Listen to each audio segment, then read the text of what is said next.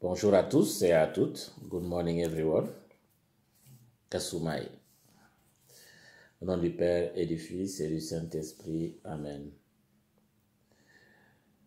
Que le Seigneur Jésus qui nous rassemble aujourd'hui nous fasse grandir dans la foi, l'amour et l'espérance et qui nous comble de sa grâce et de sa paix. Béni soit Dieu maintenant et toujours. Chers amis, par notre présence en ce dimanche, nous répondons à l'invitation que le Seigneur nous adresse. Il fait de nous son domaine, sa vie, qu'il aime et dont il prend soin pour qu'elle porte beaucoup de fruits. Ensemble, implorons le soutien de sa miséricorde. Dans ton amour inépuisable, Dieu éternel et tout-puissant, tu combles ceux et celles qui t'implorent, bien au-delà de leurs mérites et de leurs désirs. Répands sur nous ta miséricorde en délivrant notre conscience de ce qui l'inquiète et en donnant plus que nous devons demander par Jésus-Christ, ton Fils, notre Seigneur et notre Dieu, qui vit et règne avec toi à l'unité du Saint-Esprit, maintenant et pour les siècles des siècles. Amen. Alléluia, Alléluia, Alléluia, Alléluia. C'est moi qui vous ai choisi afin que vous alliez, que vous portiez du fruit et que votre fruit demeure, dit le Seigneur. Alléluia, Alléluia, Alléluia, Alléluia. Le Seigneur soit avec vous et avec votre esprit. Évangile de Jésus-Christ selon saint Matthieu. Gloire à toi, Seigneur. En ce temps-là, Jésus disait aux grands prêtres et aux anciens du peuple: écoutez cette parabole. Un homme était propriétaire d'un domaine. Il planta une vigne, l'entoura d'une clôture, il creusa un pressoir et bâtit une tour de garde. Puis, il loua cette vigne à des vignerons partis en voyage. Quand arriva le temps des fruits, il envoya ses serviteurs auprès des vignerons pour se faire remettre le produit de sa vigne. Mais les vignerons se saisirent des serviteurs, frappèrent l'un, tuèrent l'autre, lapidèrent le troisième. De nouveau, le propriétaire envoya d'autres serviteurs plus nombreux que les premiers, mais on les traita de la même façon. Finalement, il leur envoya son fils en disant: ils respecteront mon fils. Mais voyant le fils, les vignerons se dirent entre eux: voici l'héritier, venez, tuons-le et nous aurons son héritage. Ils se saisirent de lui, le jetèrent hors de la vigne et le tuèrent. Eh bien, quand le maître de la vigne viendra, que fera-t-il à ces vignerons?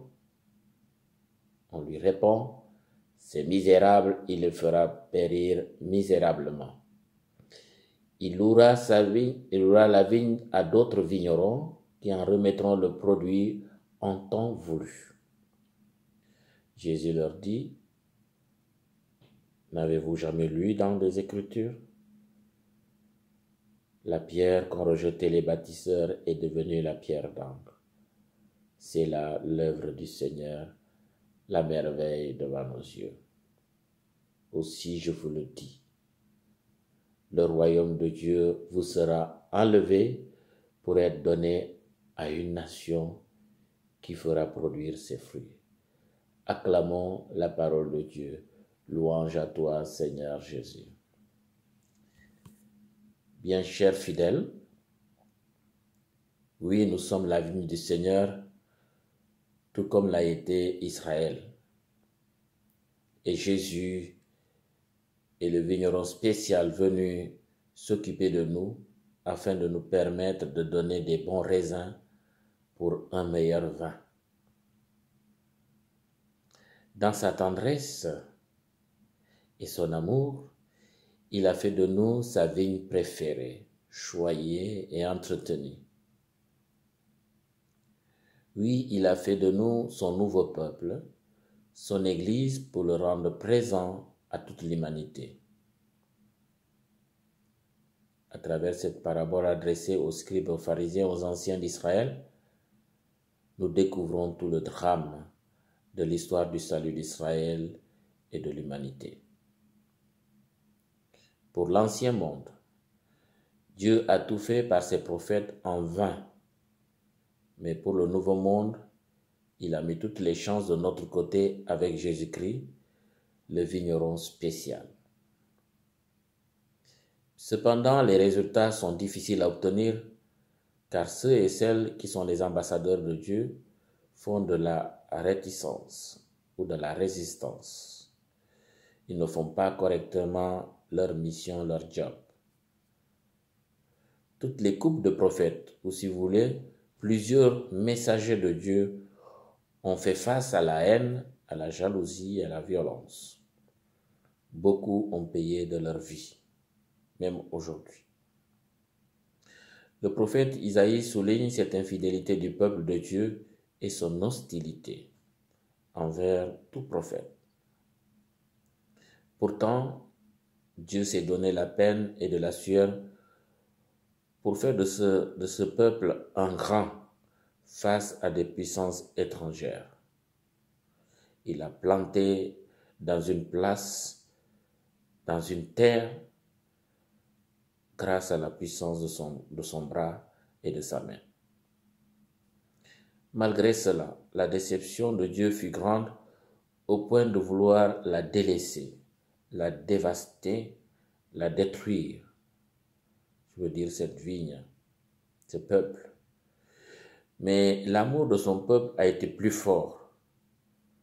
Les lamentations du Seigneur sur son peuple sont comme un poème d'amour, un chant d'amour, comme on le ferait pour une bien-aimée. Chialer pour ce peuple. Qu'est-ce qu'il n'a pas fait? Qu'est-ce qu'il n'a pas donné? Oui, dans sa grande tendresse, il a décidé tout de même de continuer son œuvre. Avec ce qui reste, il va en faire une nouvelle vigne grâce à l'apport de nouveaux plants.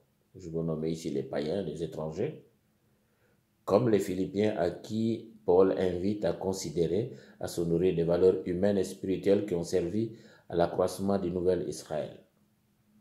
Oui, il y a de nouveaux plans en dehors d'Israël. Il va en faire un seul peuple. Oui, il nous invite à vivre selon la vérité, la justice, la vertu et la pureté, parce que nous sommes des nouveaux plants dans la vie. Ainsi, un nouveau monde est né. Des deux, Jésus a fait son Église grâce à sa mort et à sa résurrection. Ceux et celles qui n'étaient pas parmi les élus au départ sont devenus les pierres angulaires. C'est là l'œuvre du Seigneur, une merveille à nos yeux. Ainsi Jésus attend de tout disciple d'être un bon sarment, capable de donner des bons raisins pour un vin excellent. Il faut nous laisser transformer par sa parole, par son esprit, pour faire de nous les élus du royaume des cieux. Il faut que sa sève passe pour que nous portions beaucoup de fruits. Prions le Seigneur. Seigneur, nous sommes ta vigne préférée, ton Église, ton peuple. Et toi, tu es le meilleur vigneron, parce que tu es le Messie de Dieu. Comble-nous de ton esprit, de ta parole de vie. Cultive notre sol, nos cœurs, et fais circuler à nous la sève de la charité. Au jour des vendanges et au pressoir, fais de nous des bons raisins mûrs et juteux pour un vin délicieux d'éternité. Bon dimanche, bonne semaine. Que Dieu Tout-Puissant vous bénisse, le Père, le Fils et le Saint-Esprit. Amen.